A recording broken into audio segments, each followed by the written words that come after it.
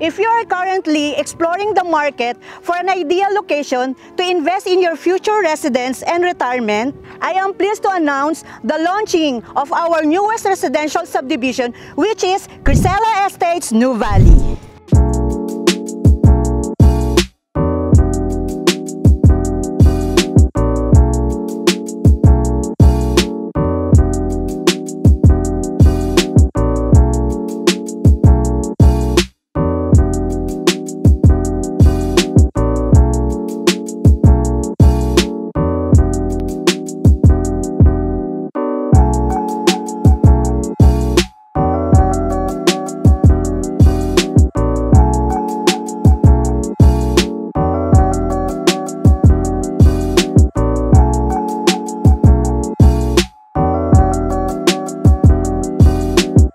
Avida morning! This is me, Jenilyn Daligos, also known as the Elegance Estate. So andito po tayo ngayon sa bagong subdivision na ilo-launch, which is Crisela Estates New Valley. And then you can own this property as low as 16,000 monthly. But before that, let's have a quick drive tour para ipakita ko sa inyo yung ongoing and yung mga existing developments and establishments here in New Valley. Tara, samahan nyo ako. So we will having a quick drive tour. So ipapakita ko po sa inyo yung mga ongoing and existing development and establishments here in New Valley para ma-familiar na rin din kayo sa mga along the road papunta dun sa subdivision at lalo na dun sa pupuntahan nating bagong subdivision ni Avida, which is Crisela Estates New Valley.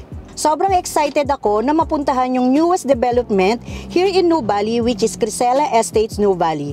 Among the communities of Avida land inside New Valley, siya yung pinaka-high-end natin at sobrang taas po ng elevation up to 219 meters above sea level. Kaya sobrang lamig po doon. Kaya excited din ako na ma-share sa inyo at mauna tayo para makakuha kayo a piece of property habang nasa early stage of investment pa lang tayo. Ito yung lagi kong sinasabi every presentation ko that New Valley is the largest development and eco-city of Ayala land in the Philippines. It has an area approximately 2,500 hectares and it is twice the size of Makati and 10 times the size of BGC. Dahil malaki ang New Valley, it is divided into 4 segments which are New Valley North, New Valley Central, New Valley South, and New Valley Heights. So it is composed of luxury malls, school, church, open spaces and parks, and also residential community. So para maging familiar tayo along the road, dito tayo mag-start sa entrance or sa well-known logo ni New Valley na located po ito sa harap ni New Valley North along Santa Rosa, Tagaytay Road. So if you're from Manila, take SLEC exit to Mamplasan, which is connected to Calax, and exit to Laguna Boulevard. So ito naman po yung papuntang New Valley. Hindi lang po ito yung exit from SLEX, meron na po tayong other exit na papuntang New Valley. Magkakaroon din po tayo ng intensive drive tour on my next video. So abangan nyo po. Currently, we are here at the entrance of New Valley na kung saan dito po makikita yung man-made lake na may mga koi fish na kung saan dito din nakilala si New Valley, pati na din yung Solinad Malls. Pero part pa lang po yan ng New Valley. On my right side, we have Ayala Mall Solinad, so we have Solinad 1, 2, and 3. And aside po doon, we have upcoming development or expansion ng mall, which is Solinad 4. So ongoing na din po yung construction po dyan. On our left side, dyan naman po yung Lakeside Evo Zone or man-made lake na may 4 hectares in size at pwede kang mag-koi fish feeding or boating doon. Dyan din po located yung Seda Hotel at may expansion na din po for Tower 2. Ongoing na din yung construction sa Nubali Techno Hub and Ayala Land Offices na may 1.5 hectares development, and this is ideal for BPO and IT companies na in the future you have an opportunity na mag-work dyan. So diretso lang po tayo, makikita naman natin dyan on my right side yung Landers. By the way, this is a 10th branch of Landers in the Philippines. So dito pa rin sa right side, makikita nyo din yung existing SNR, yung iba pang commercial like Uniqlo, McDonald's, CBTL, and Jollibee. And located din po dyan yung Healthway Qualimed Hospital na magkakaroon din na expansion for the Kidney Center. And makikita nyo din po yung ongoing construction na SM Yulo Premier na same resemblance po ng SM Aura sa BGC. So imagine, no, we have high-end SM inside New Valley at bali-balita din na magkakaroon din ng IKEA dito. Itong dinadaanan natin ay yung main road which is New Valley Boulevard. Makikita nyo po sa mga madadaanan natin na ang mga puno ay pantay-pantay, malaki yung mga open spaces, walang mga spaghetti wires, so very nature po talaga along the road.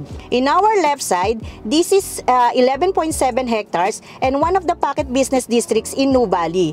Yan po yung East Block at tatayuan naman po dyan ng mga purely commercial.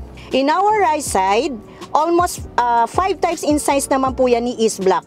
Yan po yung North Central Business District. So wala pang official announcement po dyan. So magkakaroon din po dyan ng mga corporate and business centers po dyan. So pag natapos po yung dalawang development na yan, parang BGC po ang gagawin dyan. So imagine no, you have your own BGC in Nuvali. So dito naman yung rotonda. Yung first exit niyan ay papuntang Casili Road, shortcut naman po yan papuntang Tagaytay. Then yung second exit naman po, yan po yung papuntang Nuvali Central.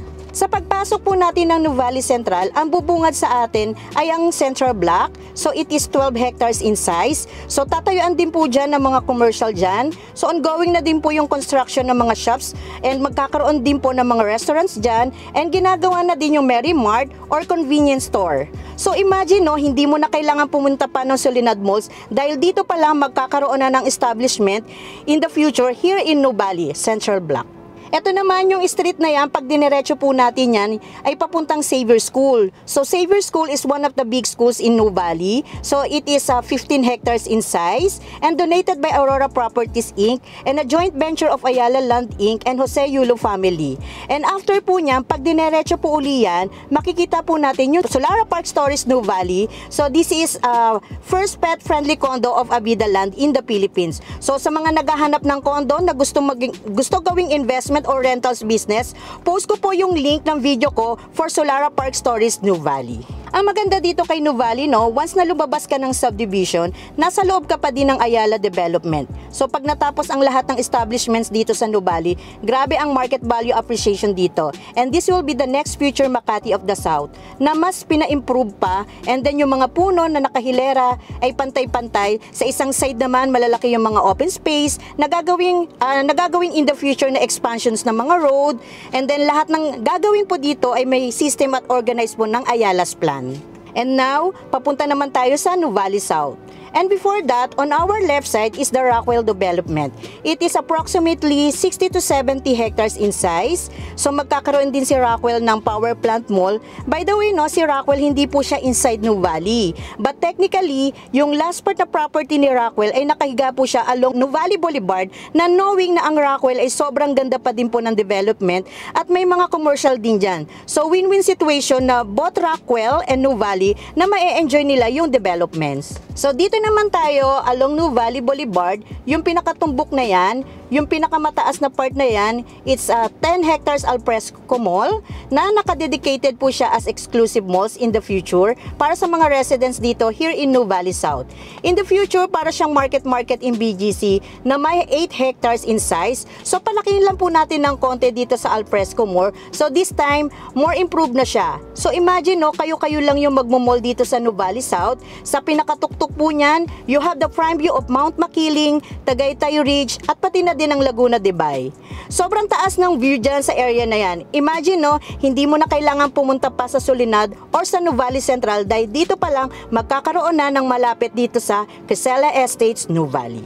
Now, mag-right side naman po tayo. Pero kung magla-left po tayo, dyan po yung makikita nyo yung 31 hectares na may play park. So, isa ito sa mga exciting development inside Nuvali. So, ito yung mga activation area na may bike trail, garden center, green corridors, pet area, and existing na din yung golf driving range at ang event center nila which is Veranda Sunset. So kung naghahanap ka ng events place, lalo na kung may mga property ka dito sa Nuvali South, isa ito sa magandang option. So dito naman tayo sa Nuvali South. So may mga malapit din na schools which are Everest Academy and Miriam College na meron dito sa Nuvali South. Kanina naman na-mention ko na din yung Xavier School na located po sa Nuvali Central. Sa labas naman ng Nuvali along Santa Rosa, andun yung UST campus, LaSalle, University of the East, National University na malapit po sa SM Yulo. So imagine no, lahat ng malalaking schools na naglalapitan na po dito sa Nuvali. At tinatawag na din po itong University Belt of the South. So dito naman po tayo malapit sa site ni Crescela Estates Nuvali. And I am so excited na ma-feature ko po ito sa inyo habang nasa early stage pa lang tayo ng launching our newest residential subdivision here in Nuvali. Finally, nandito na po tayo sa site ng Crescela Estates Nuvali. Pero hindi po ito yung exact location, no? So kung makikita nyo po doon, sa likod po ng Mondia, which is owned by Alveo. So doon po malapit yung property po natin, which is Crescela Estates Nuvali. Grabe, ang lakas ng hangin dito, no? Dahil nga mataas ang elevation dito, 199 up to 219 meters above sea level. So makikita mo dito yung prime view of Mount Makiling.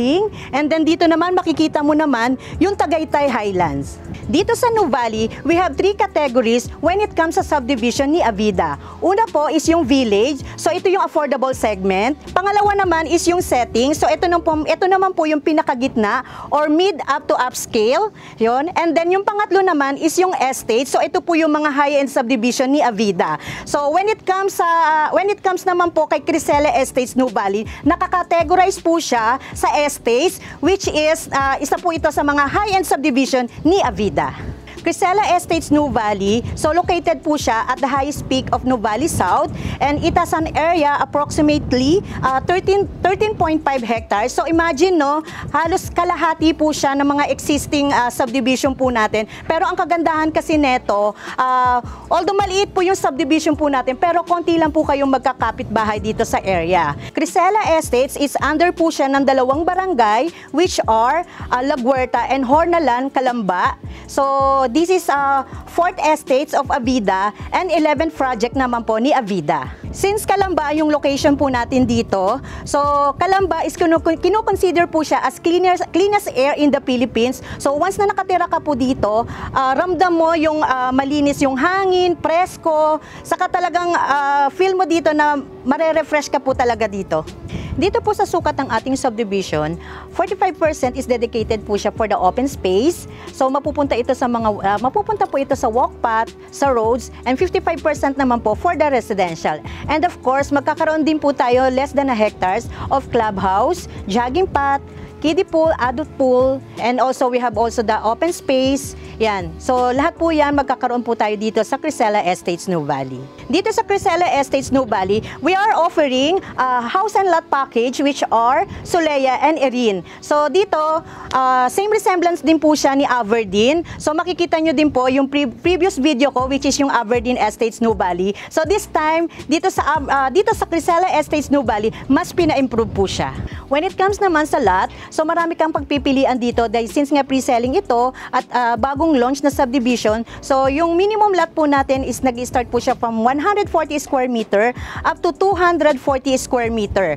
You can build your dream house as low as modern contemporary and earth color na nagbe-blend siya together with the nature. At dahil bagong launch nga itong subdivision nito, so we offer up to 44 months. So grabe, no? Ito yung first time na in-offer ni Avida na pinakamahabang payment term. So mas maliit lang po yung magiging monthly nyo po. Compare po noon, hindi po nag-o-offer si Avida ng ganito kahabang payment term.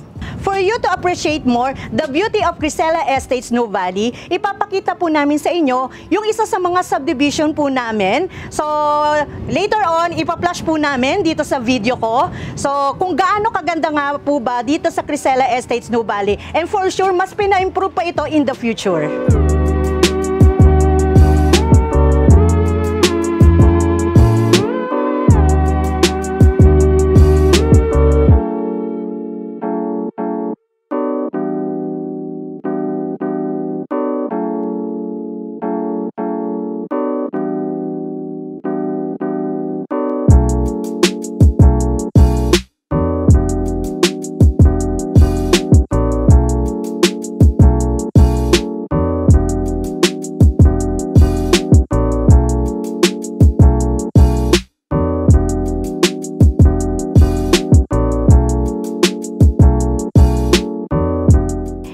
purchasing a property in Nuvali not only provides a secure and promising financial ventures, but also grants you to a chance to be part of thriving community that values sustainability, connectivity, and high quality of living. I would be delighted to provide you more information and assist you that Nuvali has to offer your future home. For those who want to get in touch with me, just send me a message to my Facebook page, that is Avida Land by Jenilyn Deligos, or through my Viber or WhatsApp, that is 0927-378-0178. Don't forget to hit like and subscribe to hit more notification bells for more updates. Once again, this is me, Jenilyn Deligos, the Elegance Estate, showing you elegant properties in the South.